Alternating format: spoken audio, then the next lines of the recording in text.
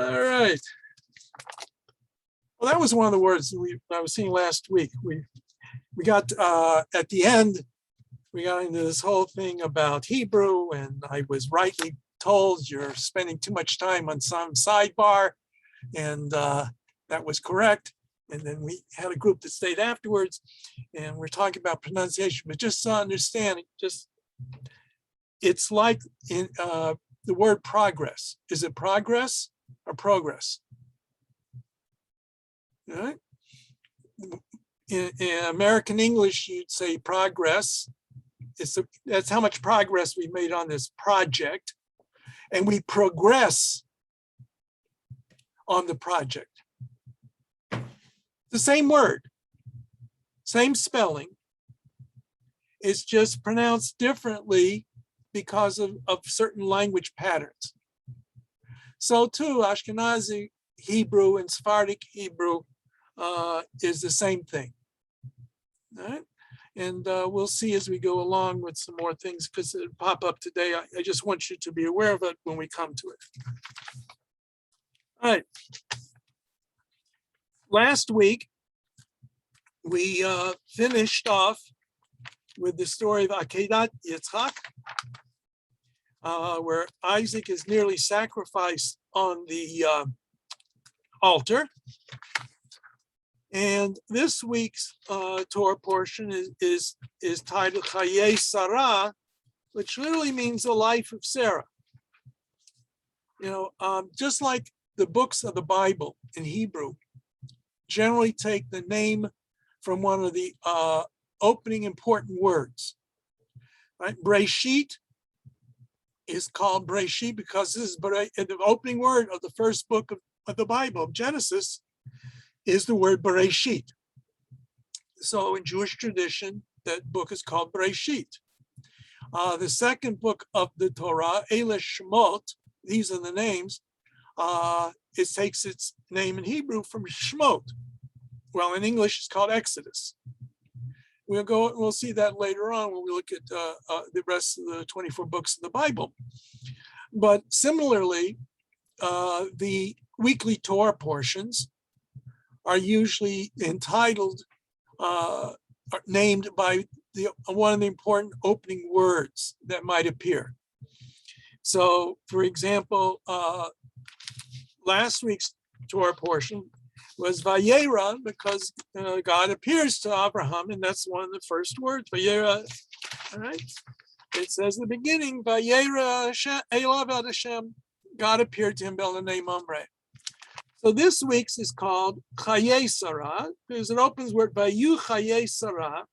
The years of Sarah's life were Mea Shana, 100 years, Besrim Shana, 20 years, Besheva Shanim, and 7 years. Shnei Chayei Sarah, the years of Sarah's life.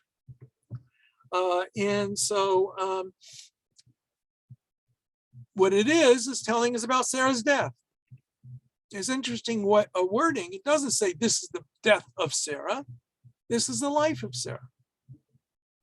And so confronted with the death of his wife, Abraham comes and mourns his wife. And as is often the first need of a Jewish community when they relocate somewhere in the world, one of the first things you need to have, unfortunately, is a cemetery. Someplace where the dead are buried. So the Torah portion opens with the account of how Avraham Avinu, Abraham, our father, our patriarch, purchases land in Canaan from its rightful owners. He buys it legitimately. And there's a discussion there, the give and take, which we won't go over with right now.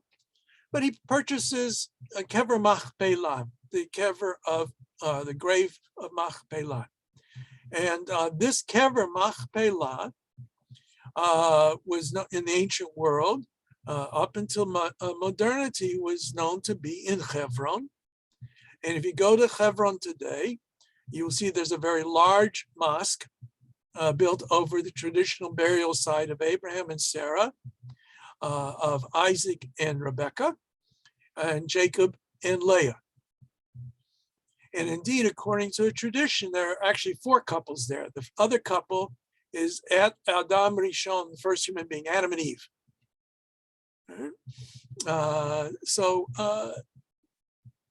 It's a fascinating reality that area is such a contentious area, but that we have the biblical account of Abraham actually purchasing that location.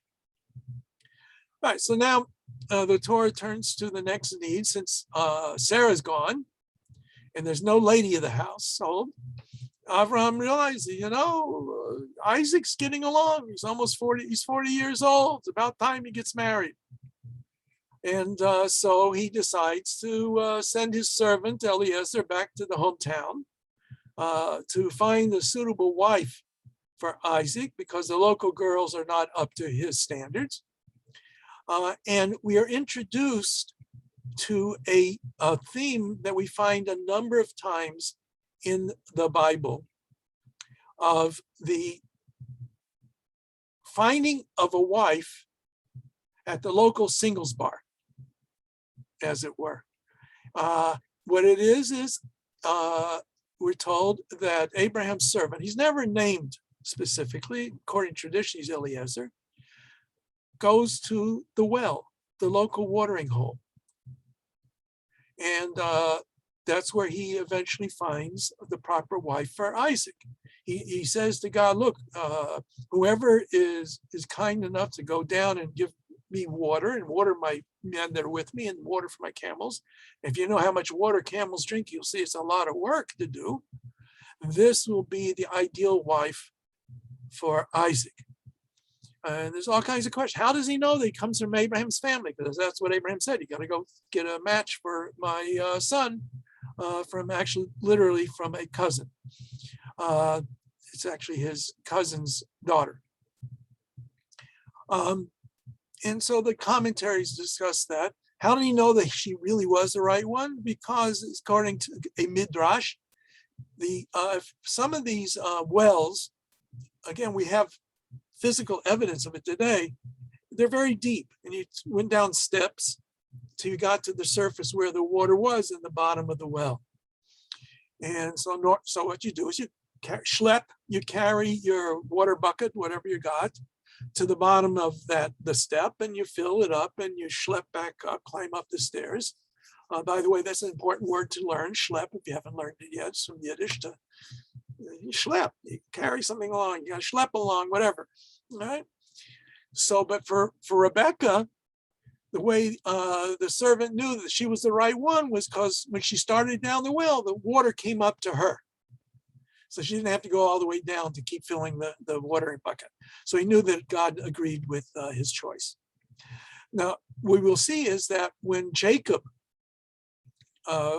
goes back to the home territory later on, and that's, of course, the second son of Isaac and Rebekah, he too meets up at the well with his future wife, Rachel. And then Moshe Rabbeinu, Moses, after he flees from Egypt, he meets up with the daughters of Yitro and meets his wife, where else but at the well. So this is a motif that reappears a number of times in the biblical account. And so after some give and take, Rebecca goes back with Eliezer, and she and Isaac marry. There's not a lot of details about the wedding ceremony or that sort of thing. But interestingly enough, the language used is that Isaac was comforted for his mother Sarah.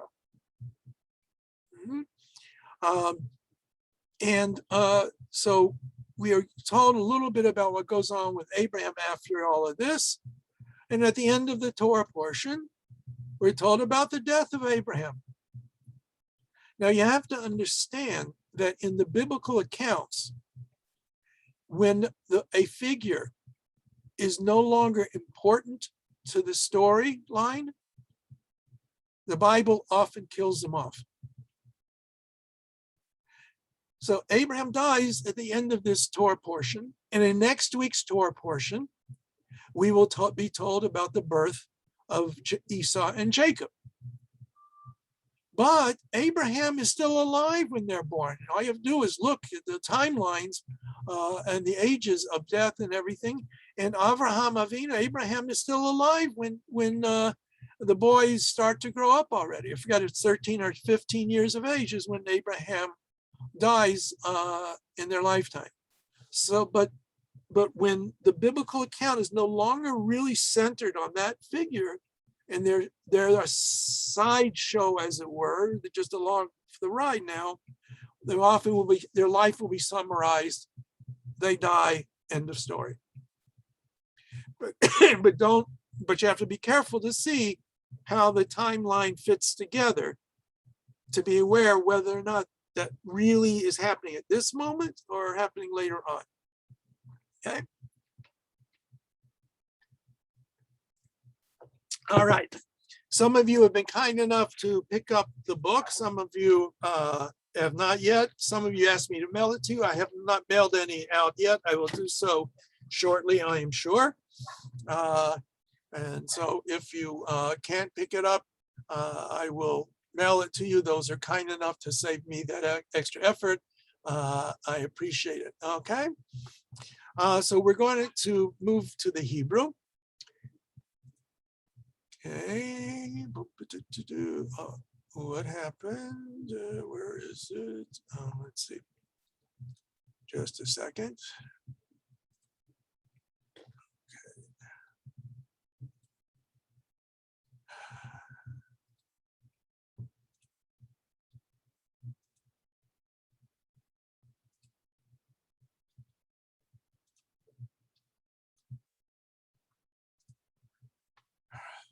I'll get this back in a moment. Come on.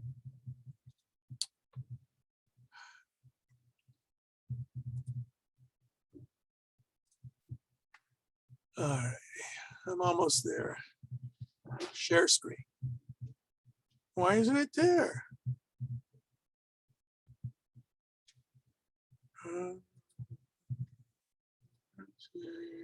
Files. All righty, I went through this once again.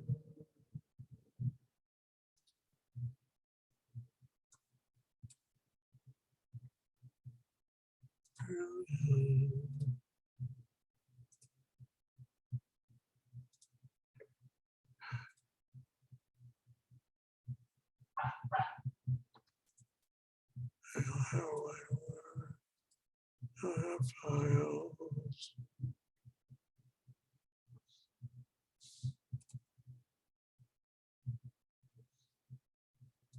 All right, just a minute. Worked fine last week.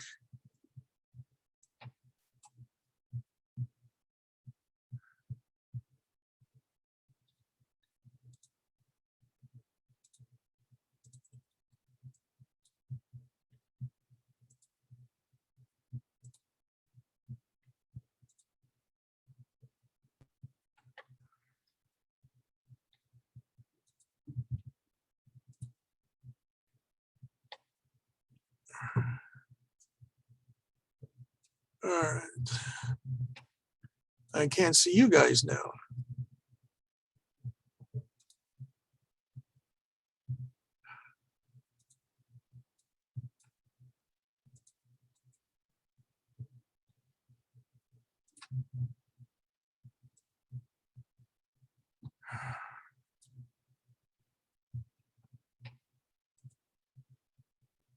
All right, we'll try one more time.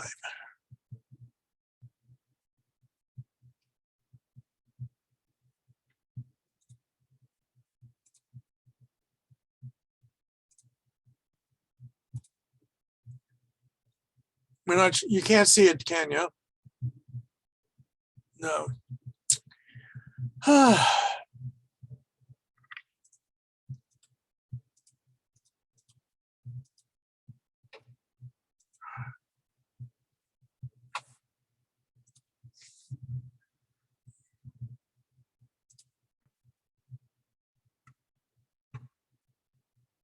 Can you, all right.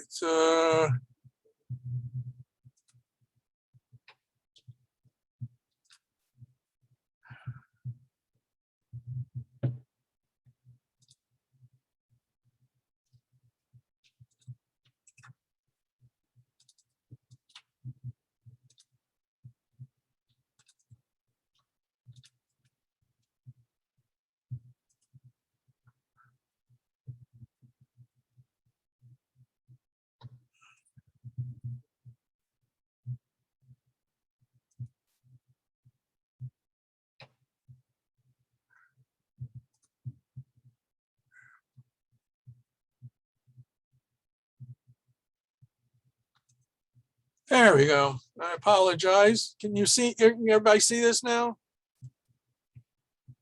Are we on together? Okay. Yep. All right.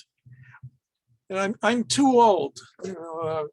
If I were 20 years younger, then I could do without any problems.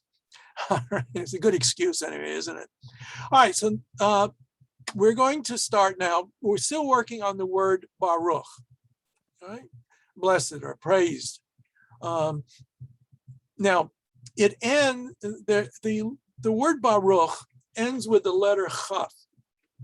And the letter Chaf is one of those nice letters that are hard for non-Hebrew speakers to pronounce. All right. And we have two forms of the letter Chaf. The first one, this looks a little bit like a backwards C. That's the way it will appear at the beginning or in the middle of a word. At the end of a word, it will appear like this. All right.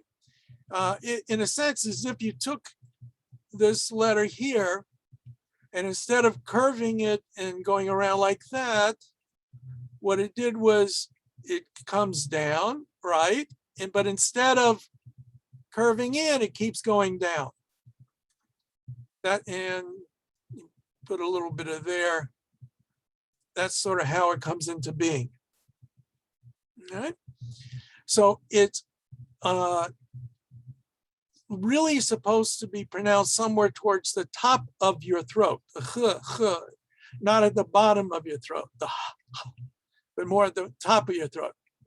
And there is no dot in it here, right? You don't see a dot. And so that will be, again, it is telling you there's no air stop. When we have a dot in it later on, it will be an air stop. Instead of a ch, it will become a k. Right now, it's the ch. Since it's at the end of the word, and they don't want you to think there's another vowel missing, we have that shva there, which I told you before you weren't going to have, usually at the end of a word, but I lied. All right. But in any case, it's not pronounced. The whole word will be Baruch. Right? The opening line of a blessing. Every bracha, every blessing begins with the word Baruch. All right. So unmute yourselves. Okay, we're going to do this together. So line number 1, we have cha, Ha. ha, Ha. hu, ha. Everybody having fun there? Some of you are not unmuted. Some of you are afraid that I'm going to hear you. Okay, Teresa, you're not unmuted. I am. Okay. All right. Line number 2. Bach, Bacha.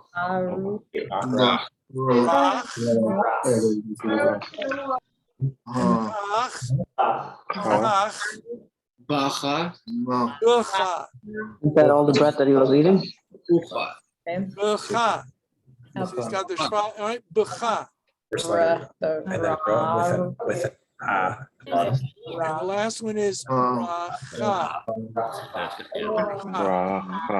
How do you pronounce that? No, Racha. The last one is Ra.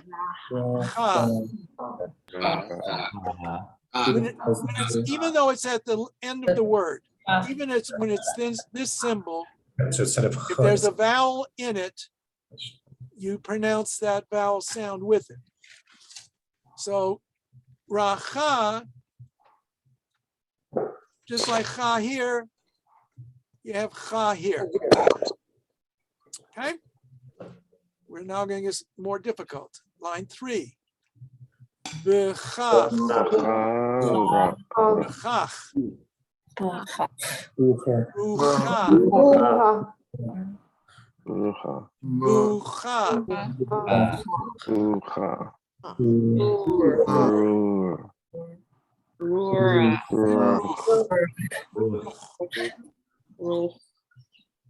Line 4. Sorry about that.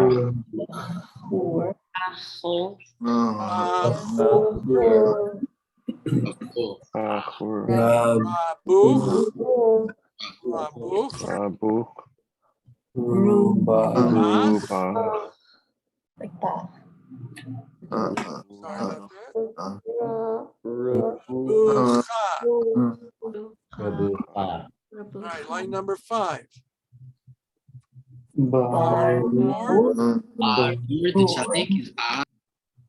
I'm sorry? Was somebody asking a question? Remember? No, it's okay. Talking to each other. Okay. Next one is Borcha.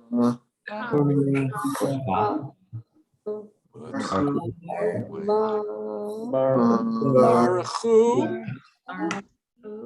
That should be, if you've ever gone to the synagogue service and you hear an evening service or after the preliminary psalms, we have the call for prayer. Baruchu et Adonai hamivorach. That's the word, Baruchu.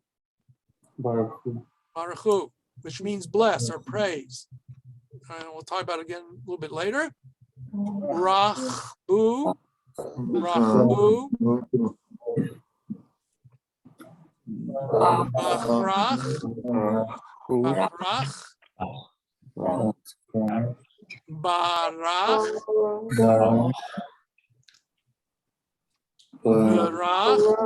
Barach. Not a chab. That was a barach. I heard somebody say baracha. No. Baruchu. Beburcha. Becha. And so the word is what? Baruch. 2 syllables. Baruch. Now, they say it means blessed. The word Baruch is actually difficult to translate in many cases because it has shades of meaning. You know, if God blesses us, okay, that makes sense. If God blesses us, we can say that's Baruch. But when we say Baruch atah, blessed are you, how can we say blessed are you, God? We're blessing God? How can that be? So one translation is sometimes used instead of blessed is praised. When we're talking about God, when we're referring to God, we're saying Baruch and directing that Baruch to the Kadosh Baruch Hu, to the Holy One, praise be He. There are some Sidurim that will translate it as praised are you. One interesting, and I really like it, explanation is not either one, but the word bet resh chaf. See, every Hebrew word normally has 3 letters roots, 3-letter roots. And you can make all kinds of words from those 3 letters. So these 3 letters together is the shoresh of Baruch. Now, some see it as related to the word berach, knee. You bend the knee to God, you bow down to worship God. And they say, therefore, it's praising. Others relate it to the word brecha, which is a spring water. So that they would say that we're not saying God is praised or God is blessed, but God is the source of blessing. Or as a fancy way of saying is a wellspring of blessing. God is the wellspring of blessing. So most of the time, though, we're going to find that it's just usually being translated as blessed or praise. Okay, so that's my coffee stain from another time on Baruch on this page. I'm a clumsy person.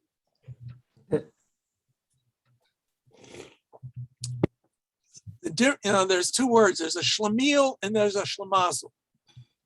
The shlemiel is the fool, and the shlemazel is the unfortunate person, bad luck person. So the shlemiel spills the soup on the shlemazel.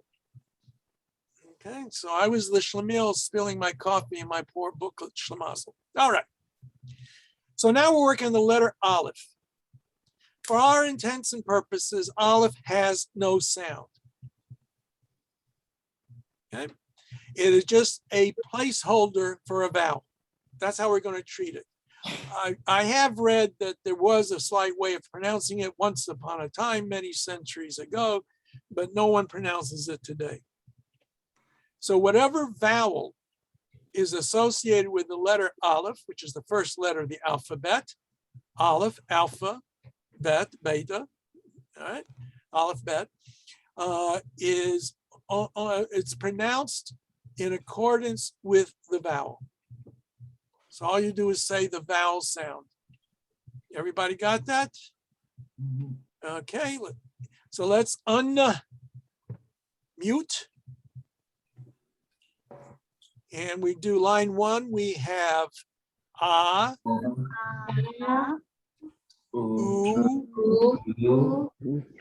ah, ra, ooh. Who is that? Sounds like a younger person. Okay, line 2. Ah, ah, ar, ra, abba. Anybody an abba here? Anybody know what abba means? Dad. Dad. That's right. Abba's dad or daddy. Ba, ah. Ba, ah.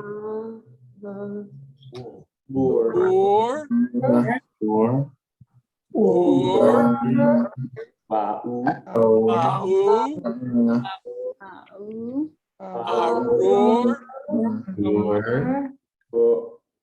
ba'ur,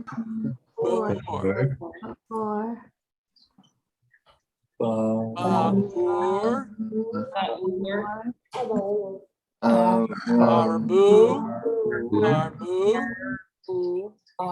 bara. That's the second word in the Bible. Bereshit bara Elohim. You now can read the second word of the Bible.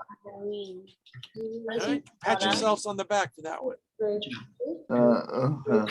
Ra'ucha, ra'ucha,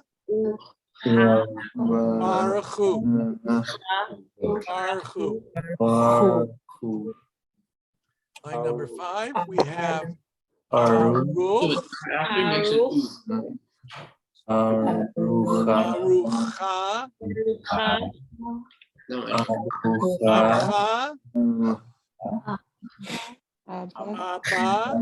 abba,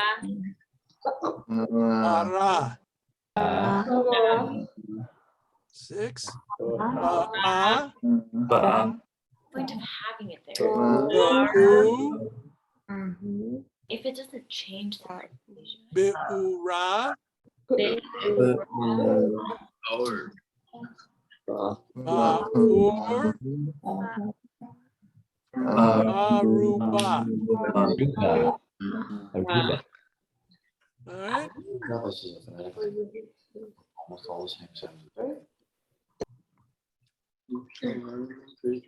Okay. Rabbi, Yes.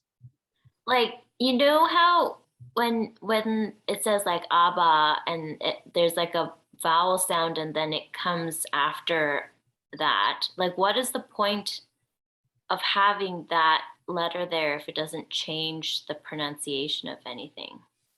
You're asking about spelling. You mean Abba here? Yeah, like it's the All same right. whether you have it there at the end or not, no? Oh, well, not necessarily so. Now remember, we're learning our Hebrew right now. We are jumping to 9th, 10th century, the Common Era, when the vowel signs were created. If you go back 2,000 years, no vowel signs, okay? So if it, is there an ab? All right, if you just had aleph and bet, you would not know if that's Abba or Av. Av is a formal way of saying father. Abba is a more informal way of saying it. So the spelling actually makes a difference. That tells us that it's going to be pronounced Abba. But you know, when it comes to spelling, well, of course, if you grew up with a different language than English, then you have your other background for those spelling things. Because in English is terrible. Why do we have spell school S-C-H and not S-K? It's going to be pronounced Schul, which it is in German. Right? Sure. It is. The word Schul in Yiddish comes from the German Schule, which means a school. In English, it became pronounced eventually as school, but in Yiddish, it was Schul or Shiel, depending on where in Europe you came from. So when it comes to spellings, the letters are what we call root letters, the shoresh, the root. Most Hebrew words will have 3-letter roots. And Abba is a little strange in that neighborhood, but it is Aleph, Bet Aleph is how it's written. In theory, it could have been written just Aleph, Bet, but it's easier to know how to pronounce it when it's Aleph, Bet, Aleph. All right. And so sometimes, especially in later Hebrew, we will see that the letter Hey, which we haven't gotten to, was added at the end to serve as a vowel indicator. Okay? I don't know if it makes it any clearer or not, but that's the best I can do for you. All right, now we're coming to the next vowel sign that we're going to learn. It's called the Patak. Now, as this book points out, the vowel is pronounced the same way as the other vowel, the kamatz, is pronounced. That's Sephardic Hebrew. And that's how we're going to pronounce it. We're not going to make a distinction between, where's my thing? Come on. We're not going to make a distinction between that. Come on. And that. We can pronounce them the same.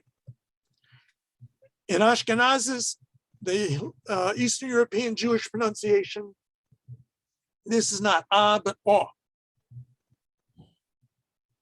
All right. So they would not say Abba, but Abba. All right. We will say Abba, and we will see. We're not really going to go into it, but that is the distinction that's there. Okay. So line number 1. Oops. Ra.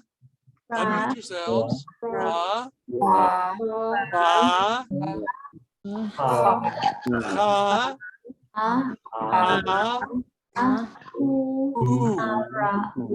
Ooh. Line number 2. Ach. Bar. Ach.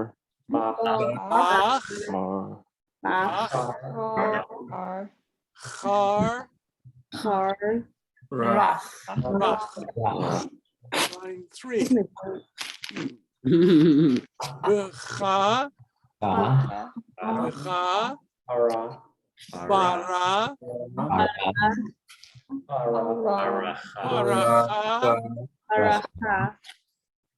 Barcha. Now, here I'm not going to necessarily expect this of you too much, but here's where you see here's the distinction. This form of the vowel, where is it? Okay, under here. the ah here is actually a long vowel. So this word is a, ra, cha. Aracha. And this is bar, cha. So the syllable, because this is short, it needs a consonant afterwards. So if you want to know the grammar, that's why the distinction between those two vowel symbols helps you on the grammar of it, right, and the pronunciation.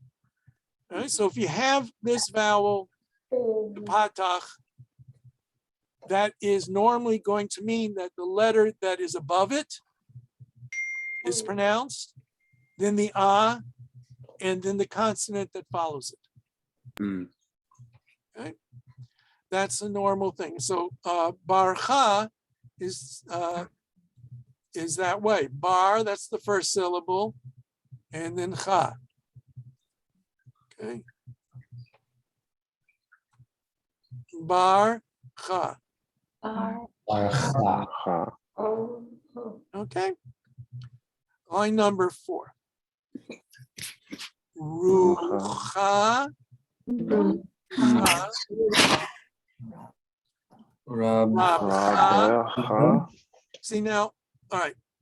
With the dot here, in a sense, we now have our 2 syllables. Rab, b'cha.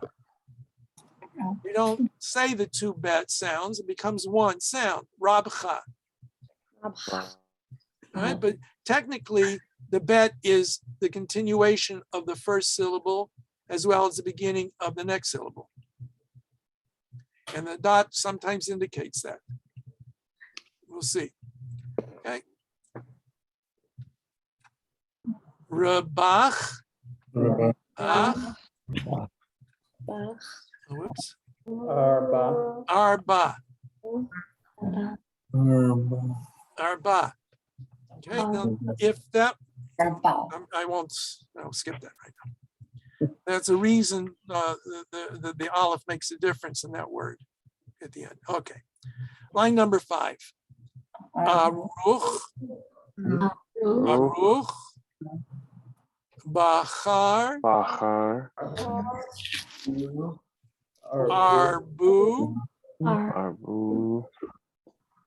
baru, rachu. Rahu. Okay. Line 6. Arach. Arach. Be'arach. Be'arach.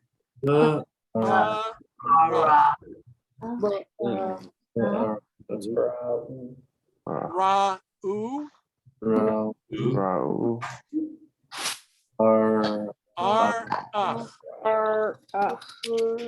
Okay, now let me show you again. Now, when you have, okay, when you have the shva under the letter at the beginning of a word, it's always going to be pronounced. Right? The is the first syllable. Ah is the second syllable. Rach is the third syllable. Right? Be'arach. Be'arach.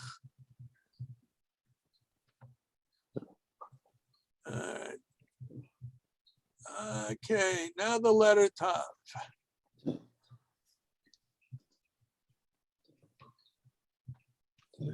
I got 2 more. Okay. Timing wise, 8:14.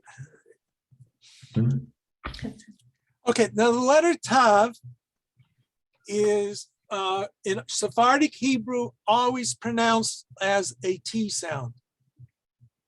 All right, the Tav. Yeah, all right. If it's got a dot in it or it doesn't have a dot in it, it doesn't matter.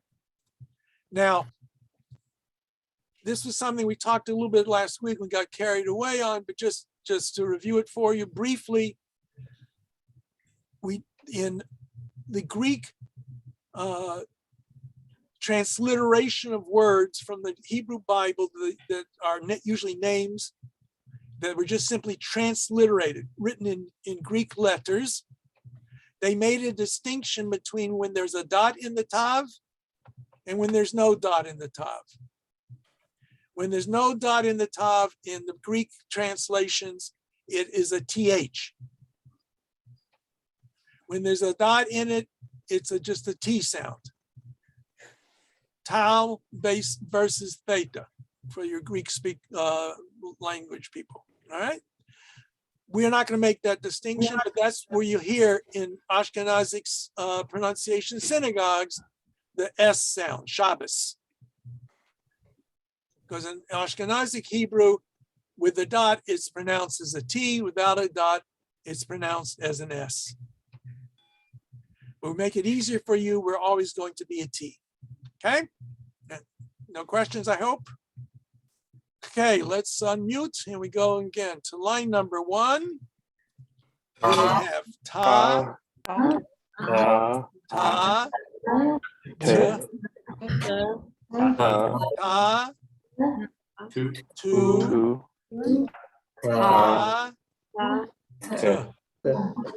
Line 3, 2.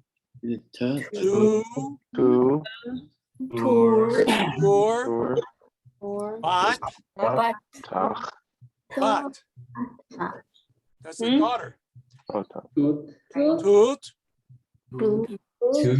and root. See, and just to, that's why in English the name is read Ruth. The name of the biblical character Ruth is because in the Bible it's spelled this way. We would pronounce it as Ruth. An Ashkenazi speaker would pronounce it as Rus, and probably she would have pronounced it as Ruth. Okay. Line number 3. Tabor, Tabor, Rubat, Betur, Beor, and At, which is a feminine U. Bachar, Tabach, Turcha, Harbor. Line number 5. Tabat, Batra, Batra, Arbat, Tira'u, and Tat. Line number 6. Tira'u, Tura,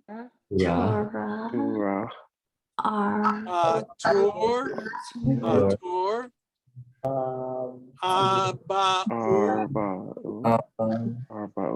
Aba'u, and Ticharu.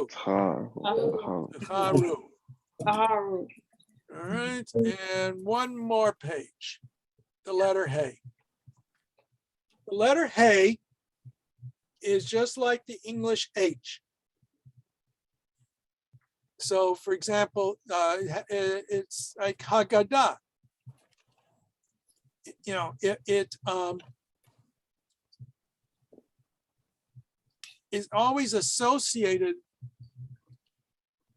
at the beginning of a word or in the middle of a word. You will see how it usually takes on the H sound with the sound of the vowel that comes underneath it. At the end of the word is often a later spelling telling us that there's an ah sound at the end of the word, often meaning it's the feminine form of the word. Hebrew, everything in Hebrew is either masculine or feminine in terms of the words. I know that. So the feminine ending of many words would be the ah sound. Na'ar is a youth. Na'ara is a female youth. Ish is a man. Isha is a woman. Okay. Now, sometimes we're going to see that it has nothing to do with that. It just has to do with a sound indicator. So can you repeat that? All right. So let's go down to line number 1. Okay. So we have ha, ha, ha,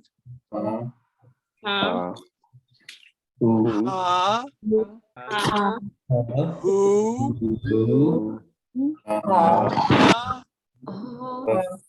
who.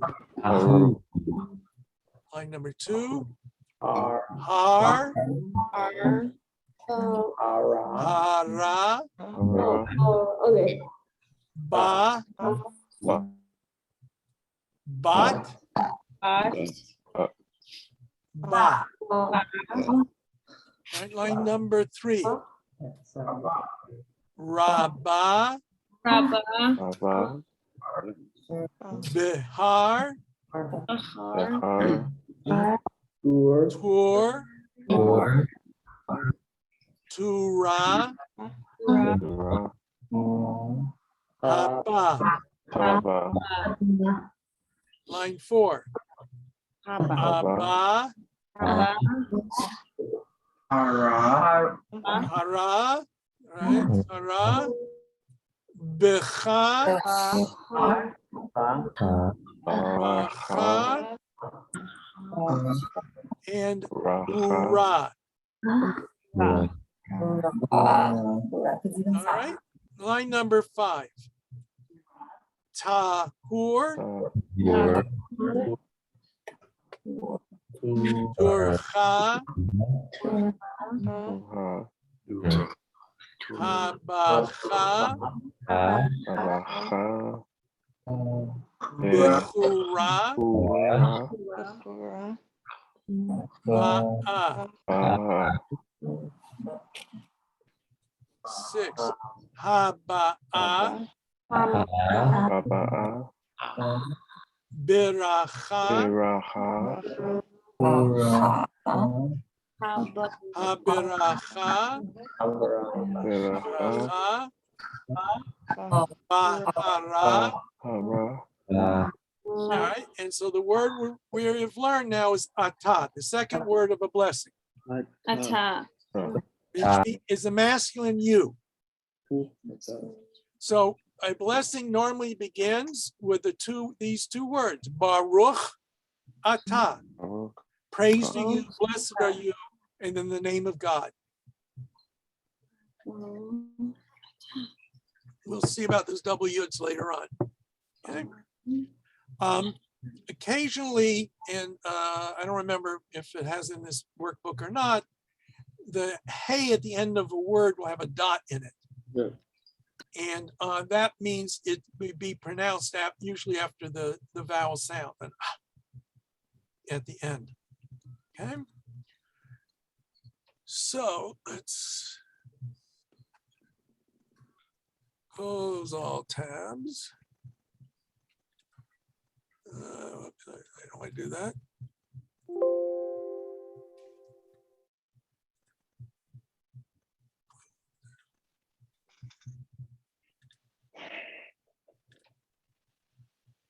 All right, let's see if I can bring that other thing up.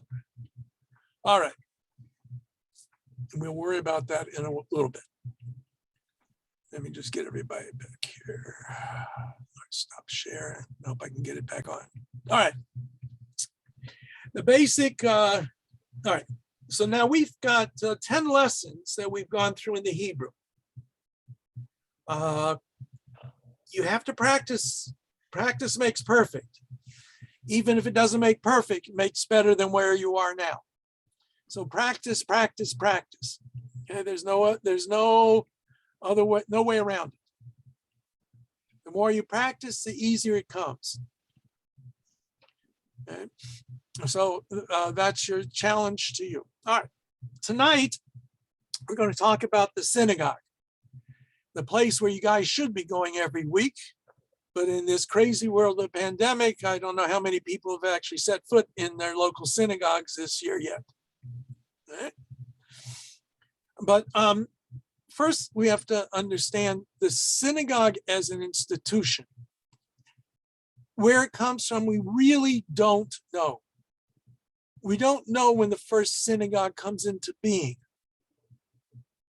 We know that in the Bible, while there is mention of people praying from time to time, the normative way of worshiping God was through sacrifices. And so in the earliest history, there were local shrines. People had their own altars. And later on that becomes banned. And you have only the central altar in Jerusalem, in the temple in Jerusalem. So we don't know, cannot know exactly what went on outside of the temple precincts. We have no records of the biblical era. We have the story of Hannah, who prays to God at Shiloh, at the sanctuary when it was at Shiloh, before the building of the temple. We have her prayers mentioned. We have the Psalms, which we'll come across later on, which are clearly prayers. Some were meant to accompany sacrifices, maybe other times. But we don't have any biblical description of a prayer service or a place necessarily of prayer. We have prayers, but no location and no ritual of prayer.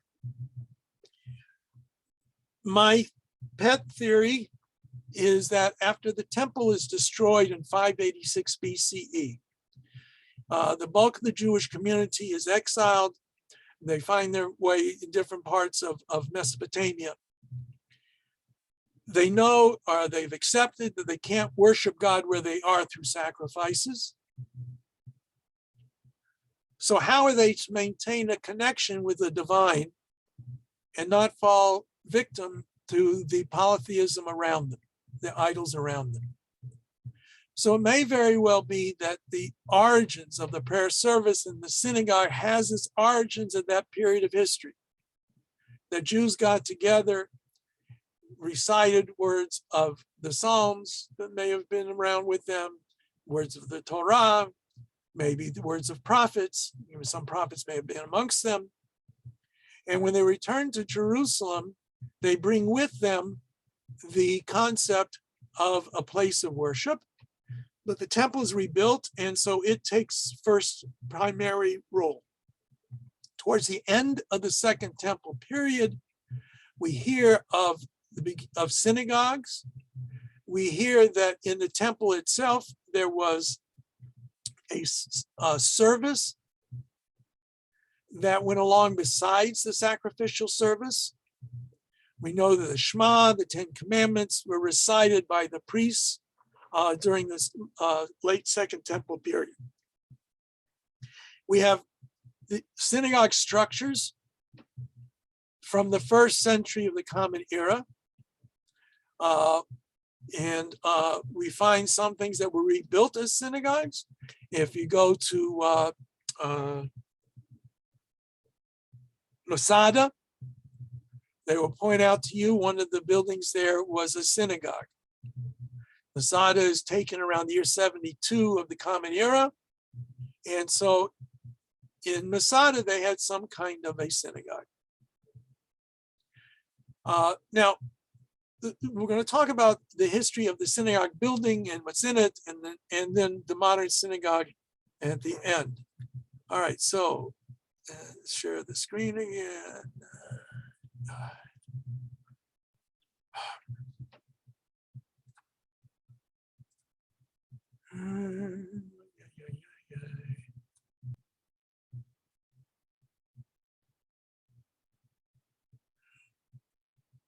Did it again.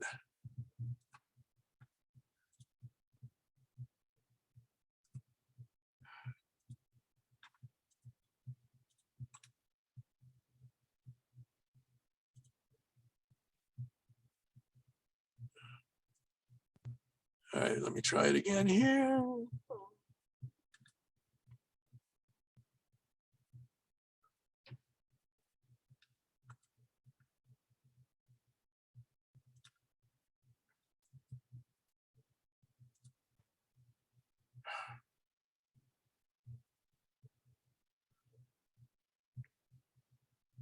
All righty.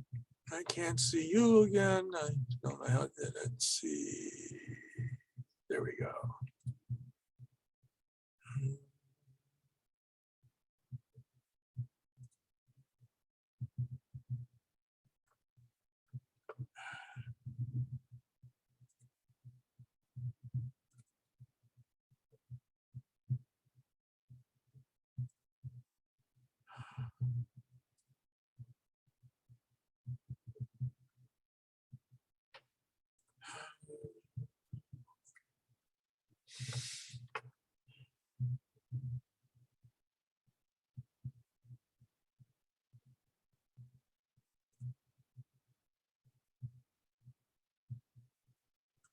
There we go. Sorry.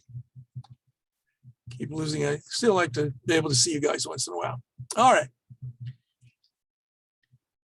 To understand the structure of the synagogue on architecturally, in a sense, we start with the ancient temple in Jerusalem. This is a drawing based upon the temple that existed at that King Herod built, was destroyed by the Romans in the year 70 of the Common Era. In this direction, to the top of the page is north. On the right of the page is east. Obviously, on the left is west and then south. The Bible always speaks, orients everything from the east. So that if you were drawing a map, today when we draw a map, we orient things from the north. The top of the map will be at the north normally, bottom would be south, right and left, east and west. In the biblical world, they did it based upon the sun. So it is oriented towards the east. So the entryway to the ancient temple would be from the east. You would come in from the eastern direction, making your way across. This here is called Ezrat Nashim, the women's court of the women, because women were allowed in this area, men and women both. Then you have Nicanor's gate, which separated the Ezrat Nashim, the women's court, from the inner part of the temple. You then had what they call the court Ezrat Yisrael, where the non-Kohanim were allowed to go, males. Past this, you had to be a Kohen, a priest, in order to go. And then the sanctuary was here, with the Holy of Holies to the west. If you go to Israel today, the western wall is on this side of the building. It's really a wall that was a retaining wall. It was built in order to make a flat surface on top to build the temple. So since the temple was organized this way, with the entryway coming in from the east, the earliest synagogues were designed the same way. You walked in from the east, moving westwardly. One of the predominant styles of early synagogues was the basilica. We think of basilica, we think of it as with churches, the church, the different. No, the word basilica is really just an architectural design of a building. And what normal pattern was, you would have pillars supporting the roof, which divided the room off. All right? And this is a floor plan of a particular kind of basilica.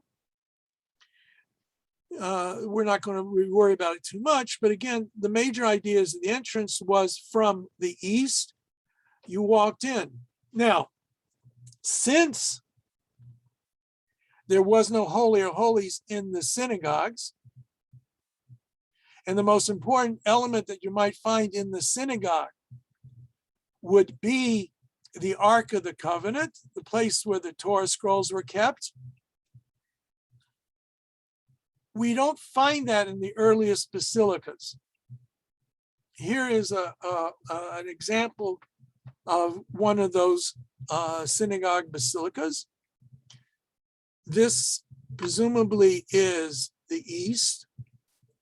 You walk in from the door here or here or here. You have 2 rows of pillars supporting the roof, making the room into 3 sections.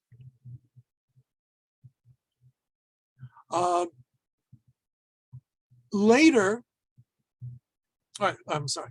So there was some kind of building or outbuilding sometimes.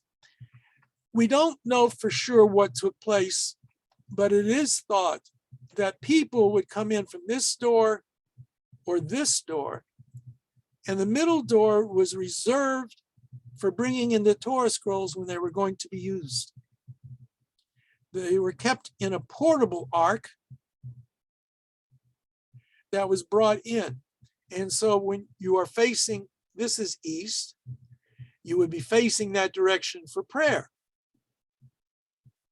So the Torah would be here, so people would walk in and they'd have to turn around to face where the ark was. Eventually, the design was switched, that this is no longer, that the entrance now becomes on the western side. And the eastern side is on this side. And they put the ark here. And so when you prayed, walking straight in towards the ark.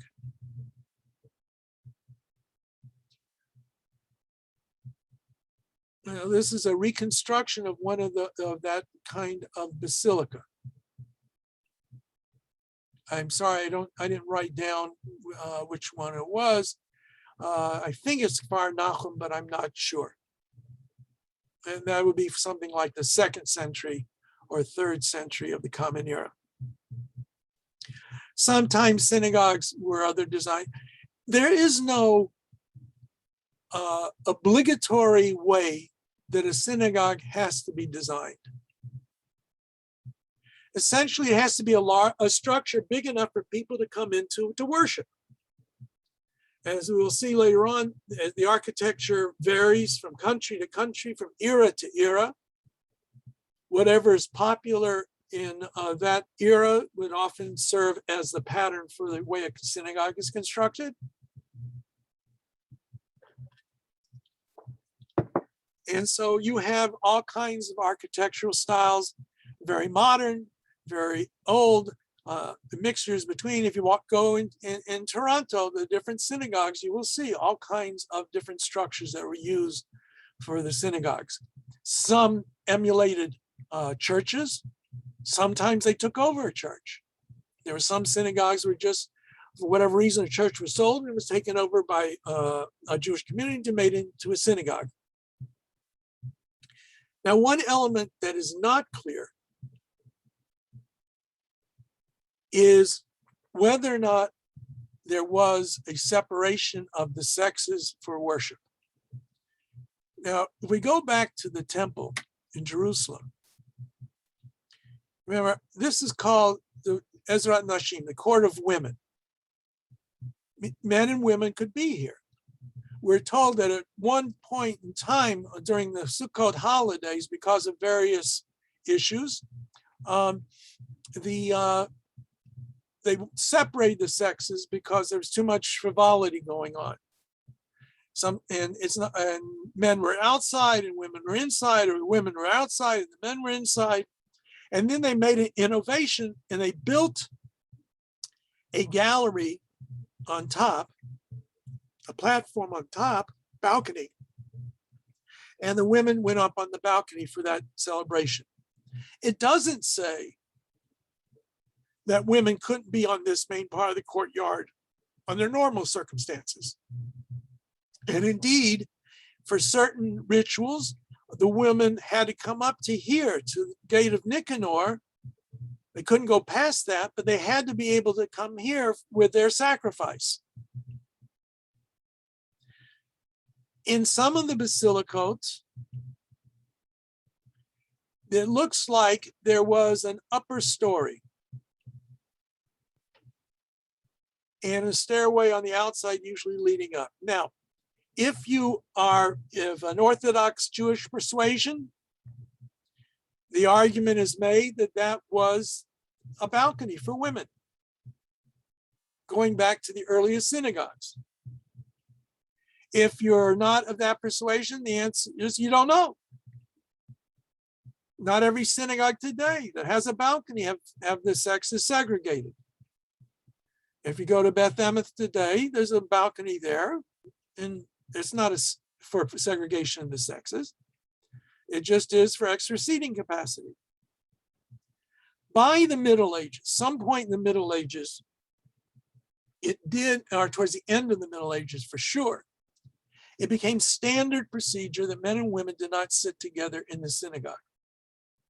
But again, in the churches too, many churches segregated the sexes as well.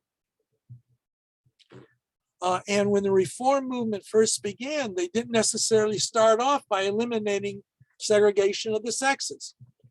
So some of the earliest Reformed synagogues had a mechitza, had a division between men and women. The word mechitza really means a wall. And the mechitza is shorthand for saying the women's section. Ezrat Nashim, the women's section, is usually the term used for that part of the synagogue, either on the balcony above, or if the room is divided with a wall, men on one side, women on the other.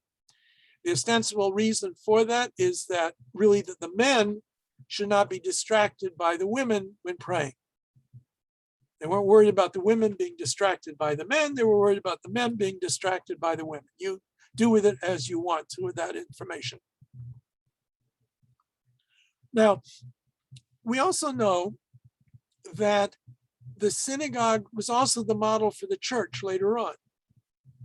Churches would use basilicas because, again, not because it was a church, but because it was a space for public gatherings.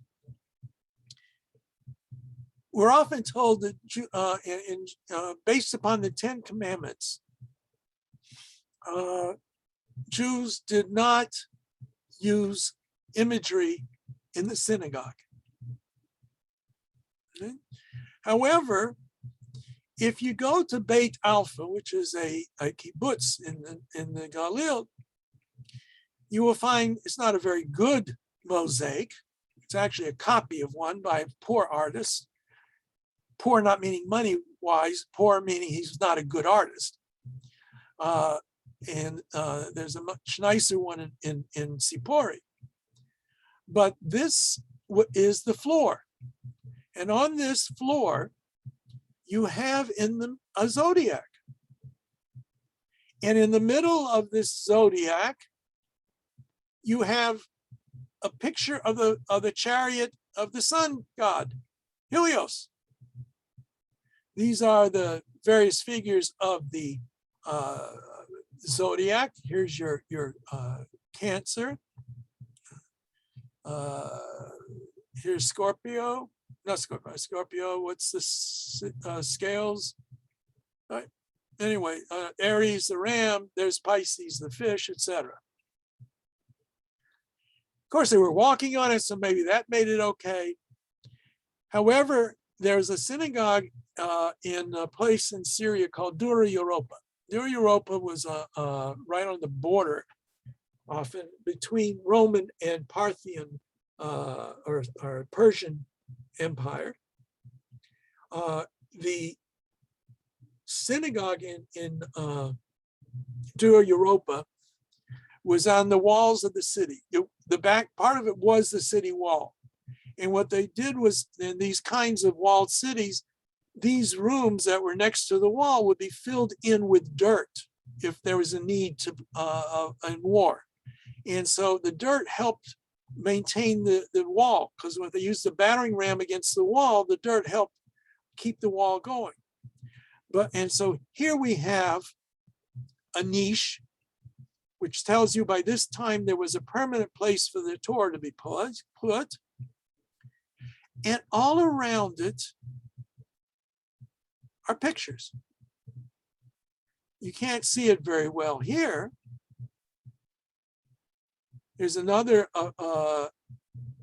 view of that. Some of it looks very much like Byzantine art.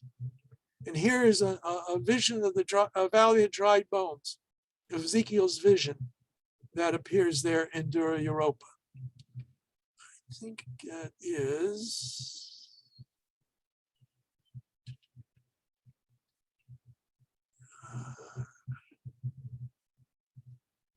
I can't see it on here. But that's one close-up of one of them. And here you have Moses, the baby Moses being taken from the water. When you look at these things, you see they're very similar in style to Byzantine art.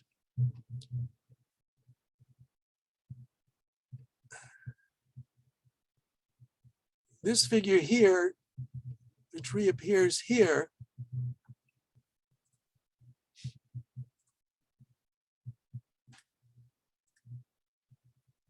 let's make it more.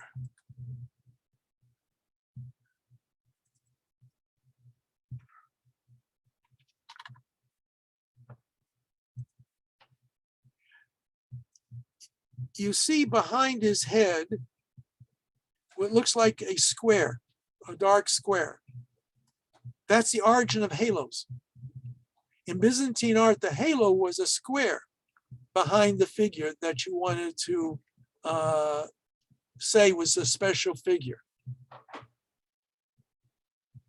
And there's an interesting question, the relationship between the artistry of Dura Europa and later Byzantine art. And because some of the earliest Byzantine art are all in biblical, of what we would call the Old Testament, the Hebrew Bible. All right, so we know that synagogues were decorated. Some during later centuries, human imagery disappears from the synagogues. And generally speaking, the outside was unimportant. Sometimes the outside of synagogue buildings were very modest. Sometimes they're even meant not to be noticeable so that the people would feel secure in the synagogue. But the insides could be very decorated. This is a traditional stylish synagogue on the western wall. All right, on the eastern wall, excuse me. Because when we today, traditionally the synagogue is entered from the west. You walk into the main sanctuary and you are facing east. In North America, that means you're facing in the general direction of the land of Israel. In the land of Israel, Eretz Yisrael, synagogues are oriented so they face towards Jerusalem when you pray. So are you in the north of Israel, you face south. If you're in the south of Jerusalem, you face north. In Jerusalem, you face towards the Temple Mount. Okay? So you see here a very traditional kind of feel to the structure of this particular synagogue.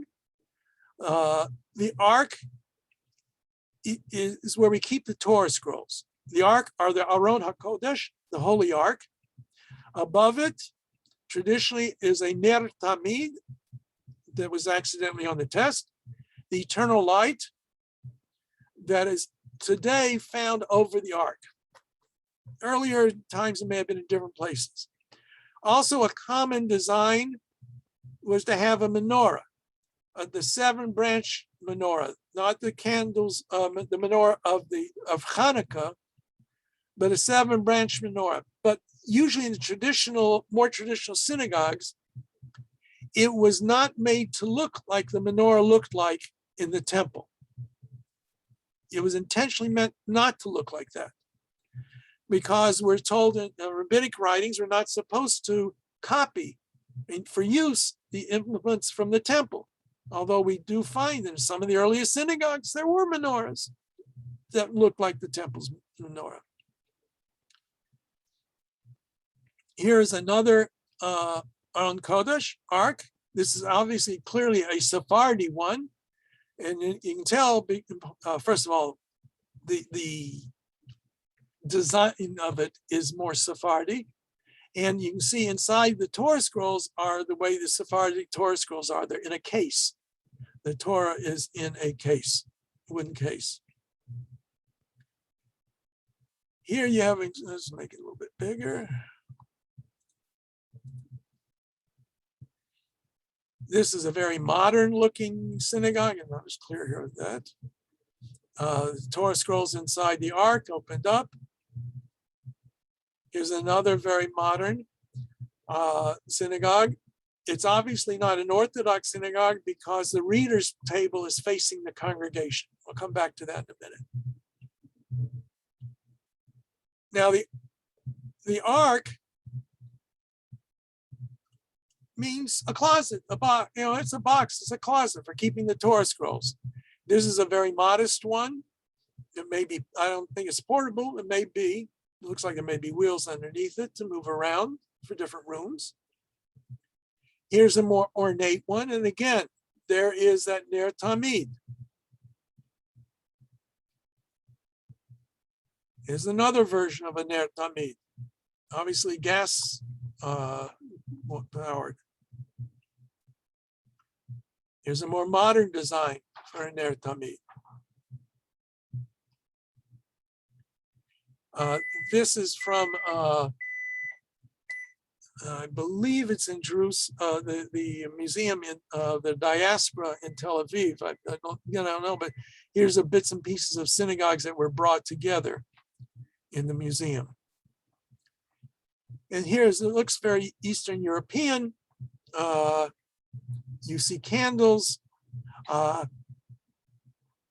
In the synagogue, a couple of synagogues in Europe and also in England of Sephardic heritage, Spanish Portuguese synagogues, even today they use candles for lighting. They don't have any electrical lighting.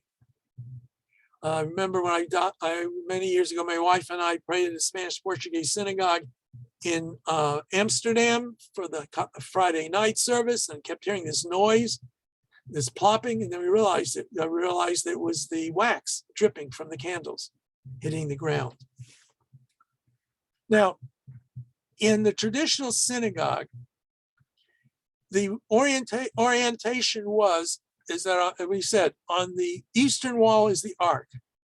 I'm not sure here if that's an extra ark or what this is. It's a little unclear from this picture. Normally, the ark is on one end of the room. In the Ashkenazi synagogues, usually in the middle of the room is where the reader's platform was, what we call the bima. The Torah would be read here, and it would be facing the ark. This may be facing the congregation. I can't tell for sure from that. See, here you have a very modern, well, here is a very modern looking synagogue. But again, you see now here's the menorah. You will notice that it has 7 branches, but only 6 of them have lights on top. So that it doesn't look exactly like the menorah that was in the temple. And the last picture is a Sephardi synagogue, because I know from that, because this has a readers section at the back of the room. And the congregation is here, and they read the Torah facing in that direction. All right. to kind of summarize the architecture of the synagogues. The ancient synagogues were basically places where people could gather. When they were being built as synagogues, originally in Eretz Yisrael, the entranceway was from the east. You turned to face the east when you prayed. Entered, turned around, face. Later on, the entrance was put on the western side. So when you came inside and you're looking straight east, and that's the way you would pray. And the ark would be on the eastern wall. Earlier synagogues didn't necessarily have any seating. People sat on the floor or they had benches, what have you. We don't know for sure when and how it came about. There was a segregation of sexes in the synagogue, but certainly in the medieval period that becomes at some point in time the norm up until the modern age. And in the older synagogues, they're usually not that big because the acoustics was a problem. You want to be able to hear things. Although there's a story, the Talmud describes a synagogue that was in Egypt that was so big that the only way people who were towards the back of the room knew to say amen to a blessing was when they raised a flag. Had to raise a flag to signal to say amen to the blessing that the person was reciting.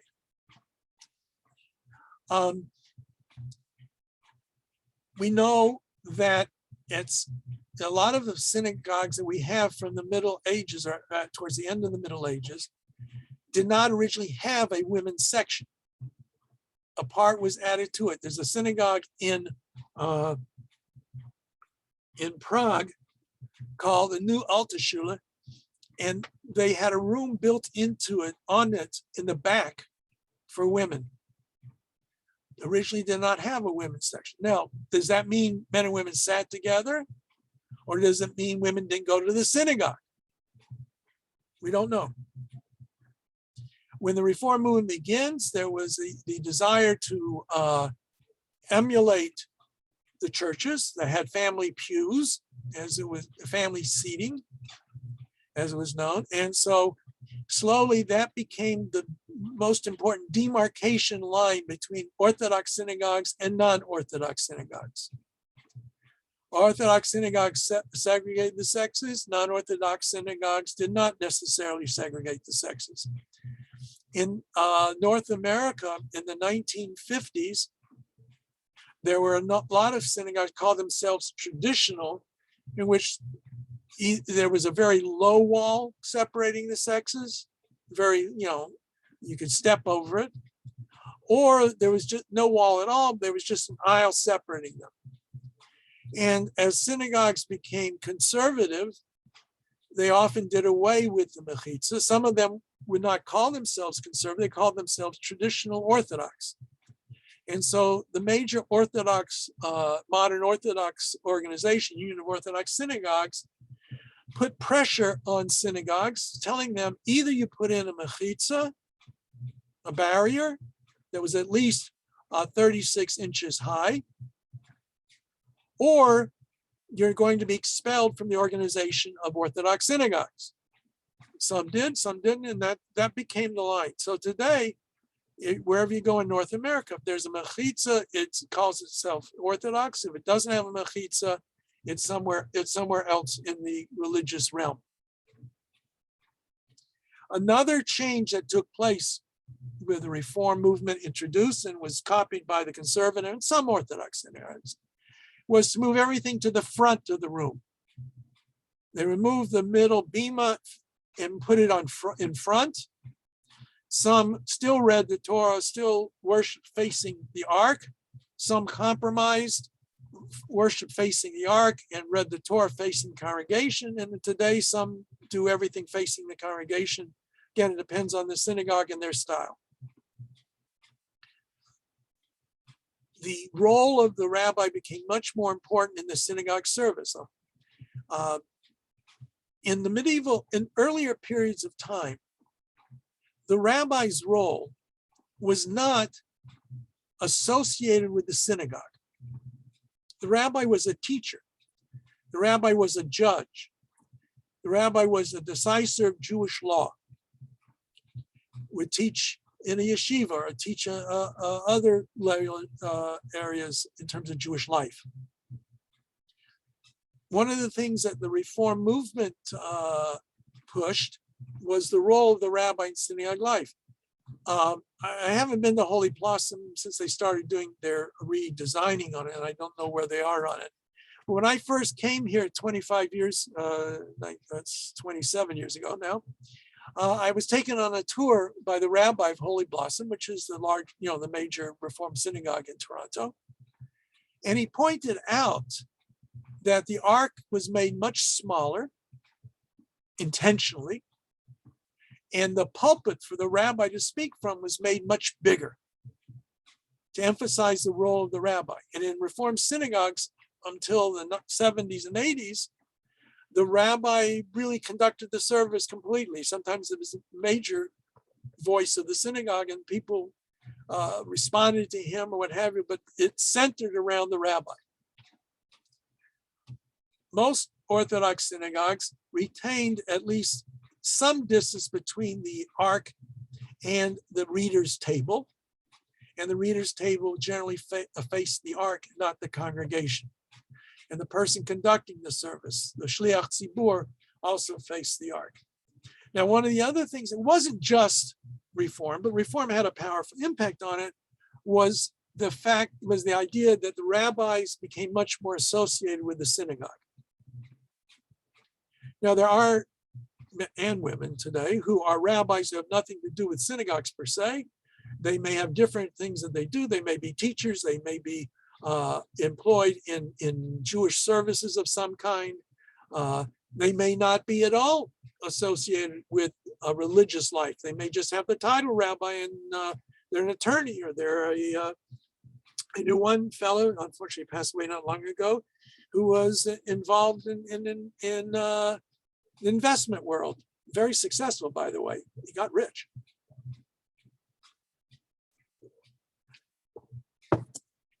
But the rabbi became, in the modern synagogue, at least in North America, and to some extent in Europe,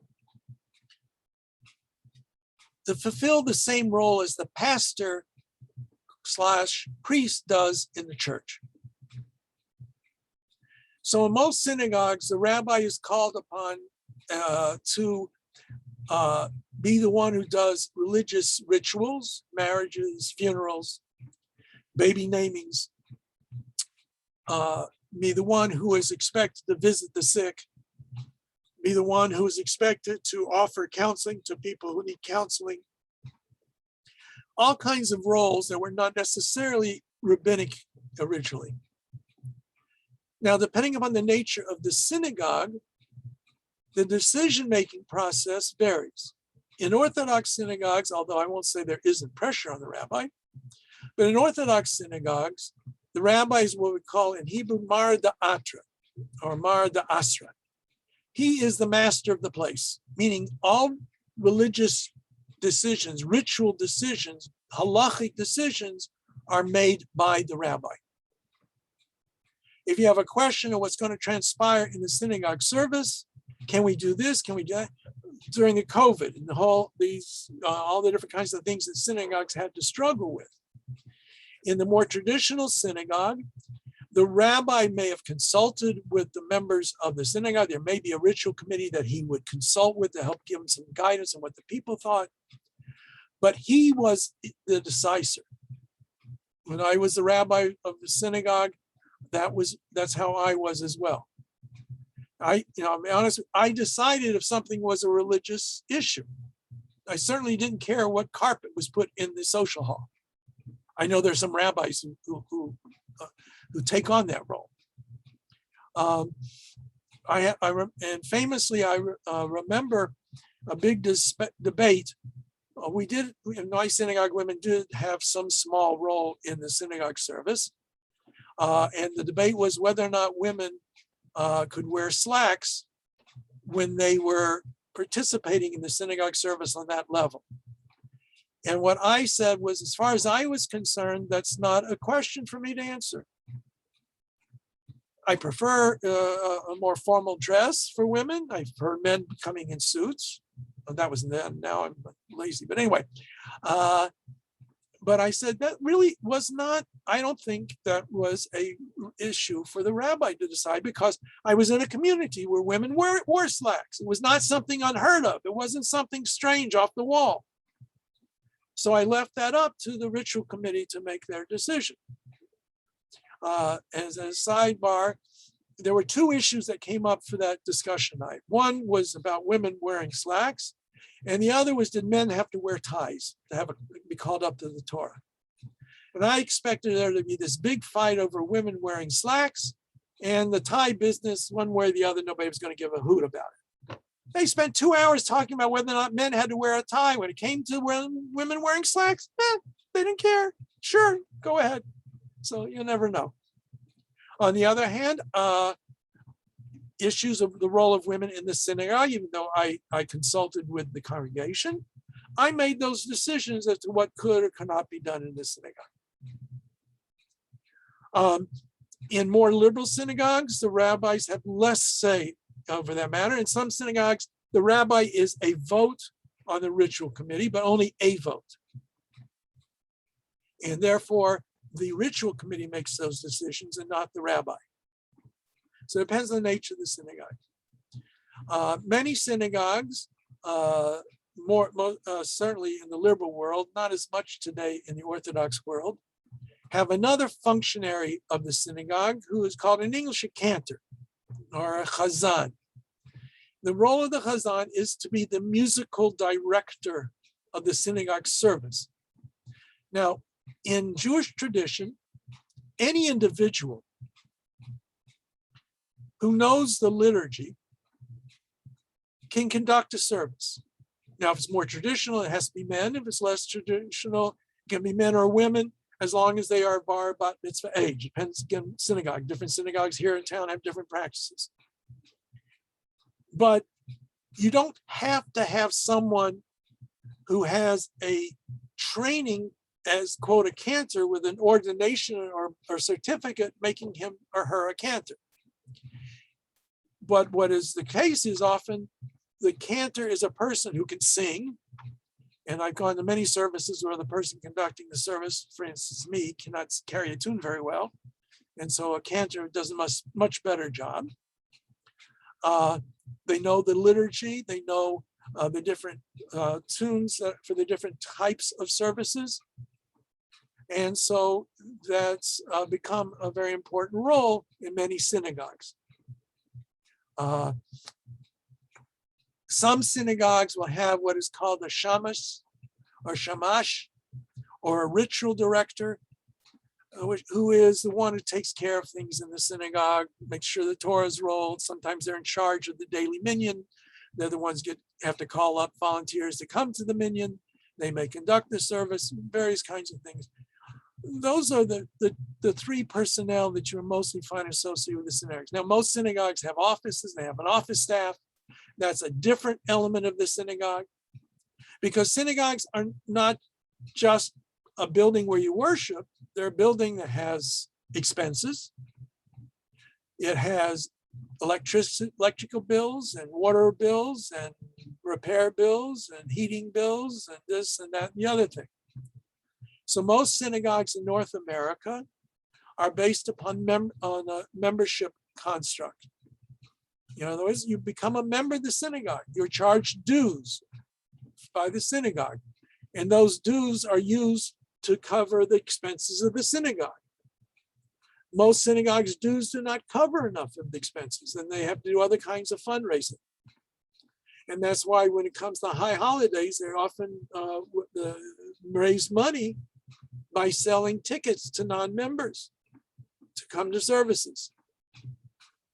It's not because they're mean or nasty, it's because they need to have the money to run the synagogue. And so that's the way that it is done. Most synagogues have a board of directors or whatever title they have. Overseers are different kinds of titles, but they're the ones who are the lay people who run the synagogue on the financial side of things, on the structural side of things. They're the ones who decide whether or not to buy a new air conditioner.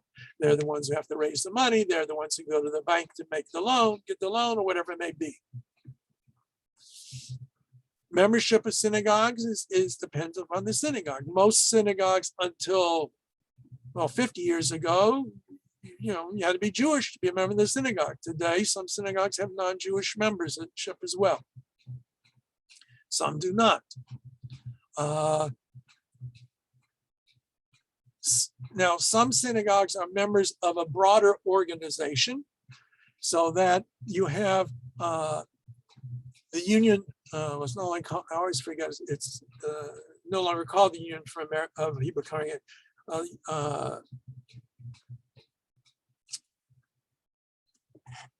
Tell you in a minute if this is the right name on here.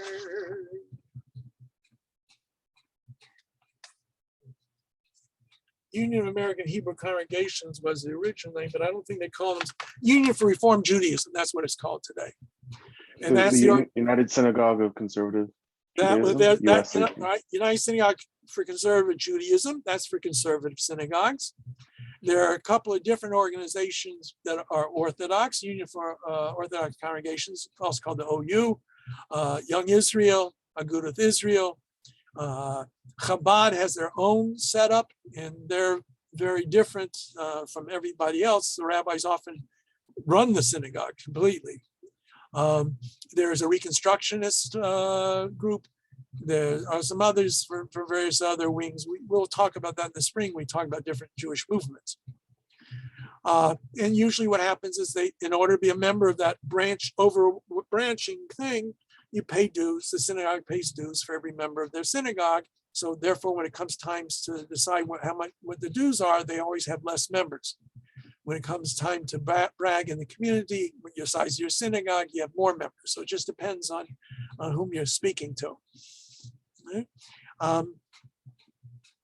Every synagogue, though, ultimately in North America, for the most part, is a law unto itself. Now, it's bound by whatever civil laws may exist that they function under. But each synagogue hires and fires its staff, including the rabbi and the cantor, the shamus, the ritual director. They have the final word. Sometimes the rabbi it reaches a point where he becomes a rabbi for life. Sometimes he does not. Sometimes he gets fired. I've had that dubious honor. And that is because each synagogue can make up its own decisions on what they want to do it that way. The situation of synagogues today is very different than it was just a generation ago. We'll talk about that more in detail when we get to talking about the different movements. But that's pretty much it. Now, most synagogues have rules and regulations, as I said, about membership, rules and regulations about who can participate in terms of, you want to get married in a synagogue, you usually have to be a member of that synagogue. Sometimes the rabbi can do the wedding if you're not a member, and you have to pay a fee to the synagogue. Or you have a wedding outside the synagogue because you don't have to get married in the synagogue. You get married elsewhere, and the rabbi might perform the wedding elsewhere. Some synagogues are basically just for worship. Some have schools associated with them. Some have all kinds of activities associated with them of various kinds, synagogue centers kind of structures. And those run the gamut across have reform and conservative, various other ones as well that may have that. Amber, did you want to say something? You're just waving at the camera. Oh, okay. All right. Okay. I think I pretty much covered what I wanted to talk about. Saying, if anybody have any questions about that tonight? Nope. All right. As you see, we had a full evening.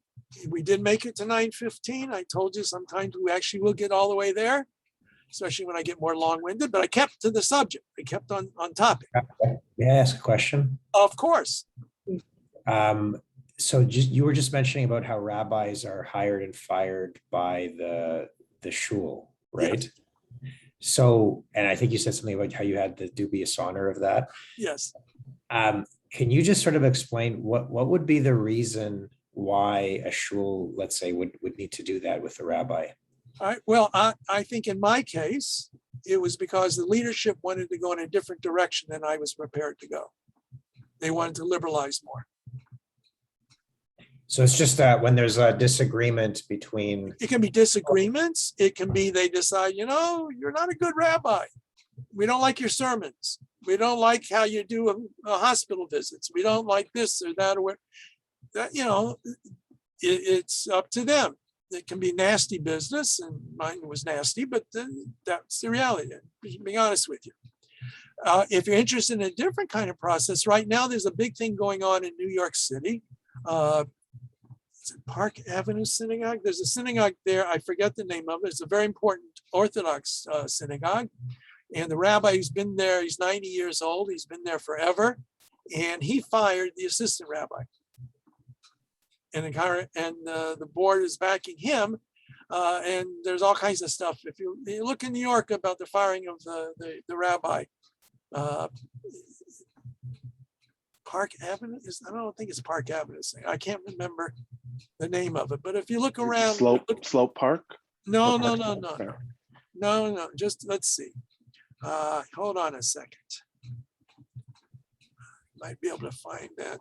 Synagogue fires popular assistant rabbi. There you go. You got it. That's it. What was it again? Park East Synagogue. Park East Synagogue, a very important Orthodox synagogue in New York, and that whole dispute going on there. And synagogues have split over that issue. Sometimes people get unhappy and they follow the dismissed rabbi. Sometimes they get unhappy and they leave the synagogue, which a lot of my people who were unhappy with my excommunication from the synagogue left, and the synagogue eventually closed up shop. My dog's getting, all right. Any other questions? I had a somewhat similar question, but I've noticed that some of the larger synagogues and in Toronto are starting, in the conservative movement, are starting to merge. Yeah. Communities moving and different things like that. But one thing I noticed was in the structure of the synagogue, you mentioned the hiring and firing. And obviously that means the rabbi in a lot of cases is more of an employee of the synagogue than, like, as you mentioned, in some of the Orthodox shuls, running the synagogue, like in Chabad and stuff like that. And I was just curious because, I've heard and I've spoken to different people on different boards, of some of the large, from the heyday in the 60s and 70s of the conservative Judaism, where, synagogues became almost like cathedrals. They were like these huge institutions. And so the rabbi's importance and salaries also increased massively. And that there's been a little bit of a weird situation where memberships are extremely down among young families. And then things like you mentioned with that sort of like, going in different directions halakhically. And then there's these mergers happening. And I'm just wondering, like, is that causing a larger issue in terms of understanding of what conservative Judaism is too? Because you end up in this situation where I've heard the sort of flippant remark from Orthodox sometimes where it's like conservatives are just becoming Reform. I really, I don't want to get into too much tonight because we will spend a lot of time to talk about the different, quit complaining, my dog's complaining over here. Sorry about that, guys. Very quickly, the conservative movement has undergone a tremendous amount of tension and issues in the last 30, 40 years. And liberalization of the synagogues is part of it.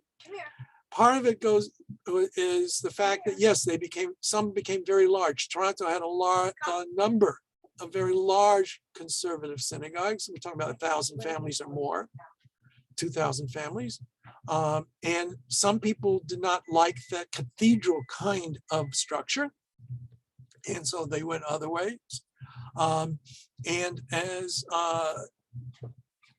the pressures have mounted and liberalization, the role of women, many other issues, the conservative movement has undergone a lot of turmoil. And what used to be the largest denomination, membership-wise, in the United States, at least, the conservative movement, is now second to the reform. Right. So, yeah, and the mergers and these issues of what's happening in terms of the synagogues means there's an issue of job availability. You know, if you have 1,000 synagogues, you got at least a place for 1,000 rabbis. Sometimes maybe 1,500 because you have assistant rabbis, what have you, more. But if it goes down from 1,000 to 800, well, that's at least 200 rabbis that they don't need job. There are no jobs for. That affects. And I think a phenomenon that's taken place mostly, again, in non-Orthodox circles is second career rabbis. When I went to rabbinical school, I started in 1972, everybody there was, you know, within a couple of years of each other. Finished college, you may have gone into rabbinical school a year or two later. And that's what a rabbinical school was. And the yeshiva world is the same. Today, I see people that, you know, they've had a career in late 40s, they decide they want to become a rabbi. And I think there's a different nature of the kind of person who goes into that from that direction. So those are things that are going on. And just on because I read another article about, I think it was in the Atlantic from a few years ago, about the modern Orthodox among young people being the fastest growing movement in Texas. Specifically, it was somewhere in Dallas-Fort Worth area. But it was the article wasn't specifically making any grand claims, but it was just interesting. You know, in my mind, just from what I just asked you, is, you know, because traditionally you think of Orthodox as being more or less this extremely strict, almost monolithic in a lot of ways, in terms of halacha and all that. And then yet with the conservative movement becoming so big, you have these large organizations that more or less control huge groups of memberships, roughly to be on the same page. And I was just curious if you thought from like just the community in general, if there's merit to like the smaller, more localized communities and maybe not such big. You're describing something I don't think really existed that way. Yeah, there were large synagogues and they may have been influential in the community, but it wasn't that it was being run from New York. It was their local community, the people of that synagogue, whatever they had, their function within the community.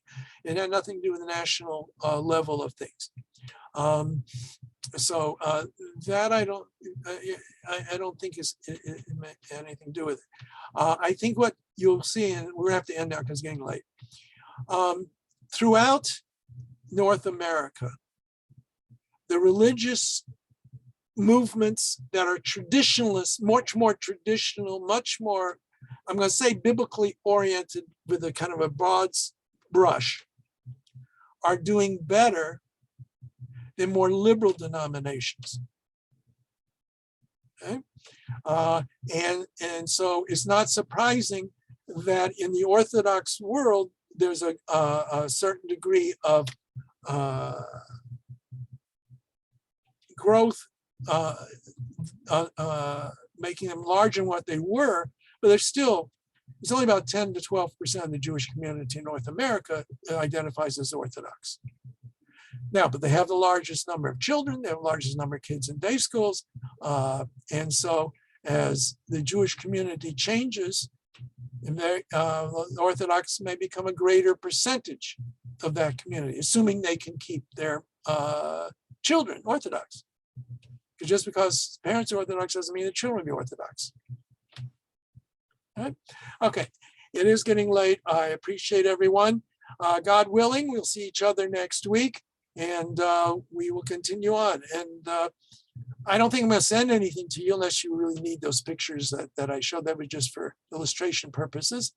You can go to Wikipedia, go online, and you can do synagogues, and you can see all kinds of different things that are out there. Okay, so good night, everybody. See you next week.